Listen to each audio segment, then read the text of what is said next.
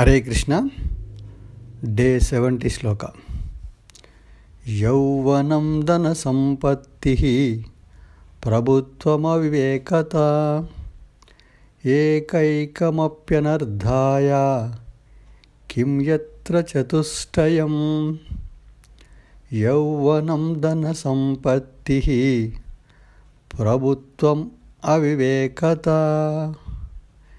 ఏకైకం అపి అనర్థాయ కిము యత్ర చతుష్టయం. యౌవనం ధన సంపత్తి ప్రభుత్వమవివేకత ఏకైకమపి అనర్థాయ కిము యత్ర చతుష్టయం. హరే కృష్ణ. అనువాదము. తెలిసి తెలియని యవ్వన వయస్సులోనూ అంతులేని ధన సంపద, తిరుగులేని అధికారము, అవివేకత, అజ్ఞానము అనే ఈ 4 కూడా ఒక్కొక్కటే హానికరము. అలాంటప్పుడు ఎవరైనా ఈ 4 పొంది ఉంటే అక్కడి అనర్థాలను ఏమని చెప్పగలము? కనుక అంటే అన్ని అనర్థాలే కదా. ట్రాన్స్లేషన్.